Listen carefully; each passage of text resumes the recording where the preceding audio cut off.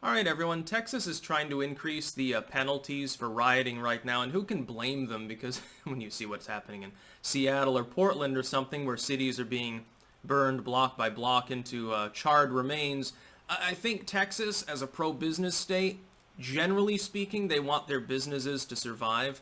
Like, they don't really want the ma and pa shop, especially when you're on the edge of a recession, to be burned to the ground by communists.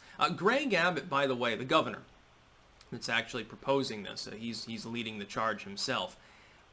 I do take exception with some of the things, like Texas has, like, I guess, a mask mandate and stuff, and there are restrictions there that are not, I think, constitutionally appropriate. This many months, 6 months after the initial lockdown, you'd think people could fucking grow a spine and get a life. That being said, on this particular issue, he's absolutely right, and let me qualify that by saying this. As a libertarian, let me weigh in on the idea of justice and policing as it revolves around this. If a person is protesting, if they are just holding a sign, if they're just shouting slogans, they're not attacking a car, they're not throwing Molotovs, they're not shooting or anything like that, their First Amendment rights are guaranteed. It does not matter if you disagree with their message, and unless they're like impeding traffic or something, they should be left alone. I do not believe it should be subject to curfews. I do not believe it should be subject to restrictions such as getting a protest permit or something like that. Like, oh, you wanted to march on the sidewalk? Well, you got to pay the city money to do that. That's a bunch of bullshit. It's unconstitutional. I disagree with police brutality. I think that there are many situations in which the police shouldn't act at all because there are many laws that they have to enforce that shouldn't be on the books. Like the illegality of marijuana or something, and I think it's still fairly illegal in Texas. That's a pile of bullshit too. Rioting, though, is a different story. When you have groups of people throwing Molotovs and rocks, throwing punches in some cases, attacking vehicles and stuff, like we saw that a Prius driver there who got almost dragged out of his vehicle by the end of a truck, and then he got arrested by the cops. I think that was in California, which isn't a surprise. Texas does it differently. One of the most meaningful bits of legislation they passed, like I think it was 2018, was that they restored people's ability to carry like broadswords and longswords and shit around in public. I thought that was great. Brass knuckles and shit. And they should have the right.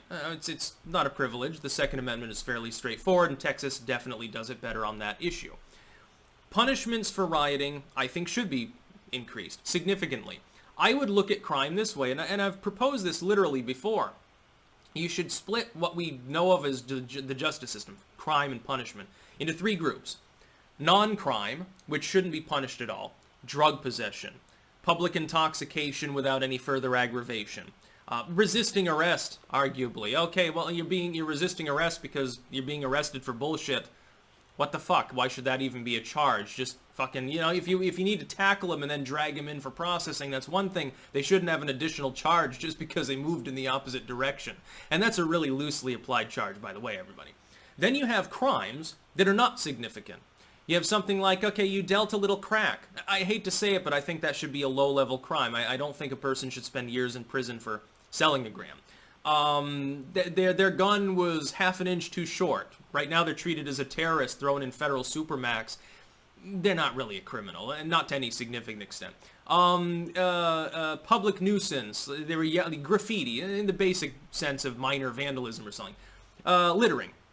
These things should not result in jail time. If anything, you hold them overnight to process them. They go in the drunk tank or whatever, and they're stoned out of their mind, wandering around the freeway naked. Okay, but at the end of the day, nobody died. They didn't destroy property. They victimized people, kind of, but it's more of a societal thing. It should be a fine, restitution, as applicable if there's a civil victim, or something like community service. They shouldn't have a further sentence. Then there shouldn't be anything such as a 3 strikes law or any of that bullshit either. You should throw people in prison only based on crimes that are actionable at that level.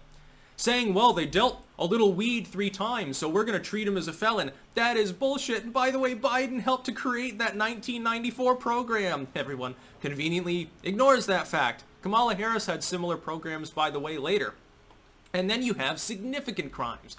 If you are in a riot and you're throwing bottles of piss, you're throwing rocks at the cops, assaulting people with a deadly weapon, you're beating on car windows with a baseball bat, you're causing grand larceny, arson, significant damage to property or to life, limb, the pursuit of happiness, breaking into someone's home and holding them hostage, or property, then you should have a significantly higher penalty.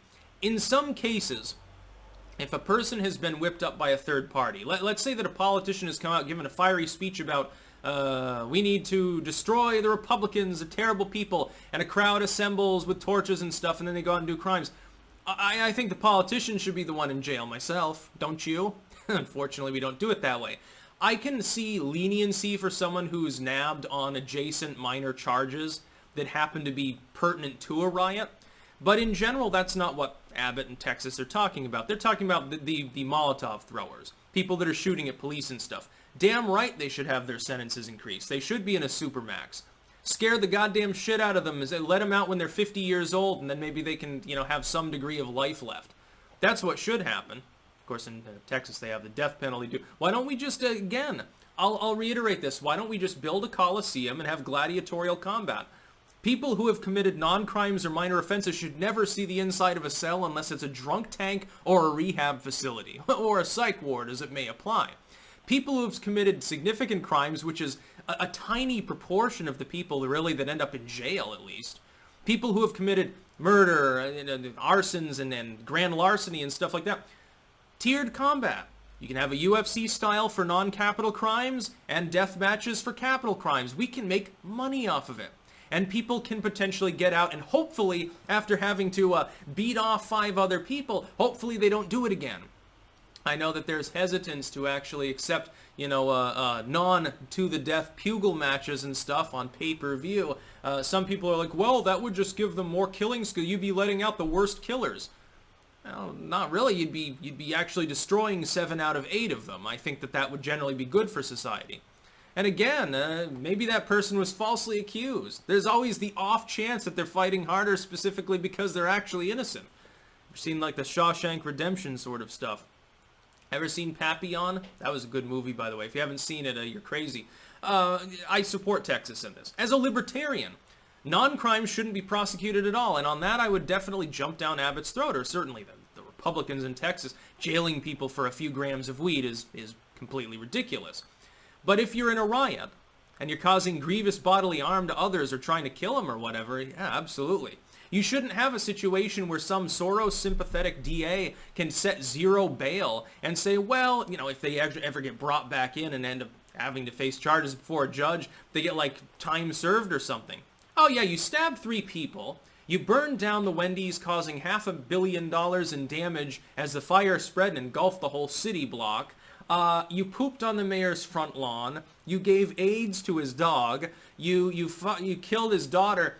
We'll give you 60 days. I'm going to have leniency on you because I think that at your heart you're a good kid. Oh, he claims that he reformed. And, meanwhile, there's like a portrait of George Soros over the judge's desk. That's ridiculous and needs to stop. And this is what sets like a Texas apart from an Oregon or something, or certainly like Portland, Seattle. You have a situation where sometimes you're too lax on crime, like a Portland, and in some cases you have non-crimes treated as significant felonies, like in Texas. Now, I've been there, specifically largely Democratic, by the way, southern Texas. There is a disconnect there. It's sort of the polar opposite of a state like Vermont. Like in Vermont, if you're smoking weed, it's not a crime at this point. People have, their plant or two, they snip off some buds and have a good time smoking. It's technically felony charges on the federal level, but it's not treated that way at the state level. Meanwhile, in the state of Vermont, if you defend yourself against rioters, you can get in trouble for that. I think we need more states that are like New Hampshire that take, I think, more of a balanced approach. That's about all. Peace out.